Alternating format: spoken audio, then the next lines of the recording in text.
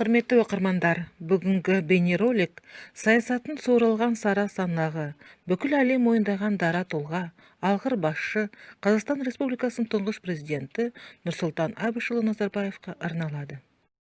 На протяжении многовековой истории казахский народ не раз стоял перед выбором своей судьбы, но решающий выбор, ознаменованный обретением независимости, был сделан, когда Казахстан возглавил первый всенародно избранный президент Нурсултан Абишевич Назарбаев.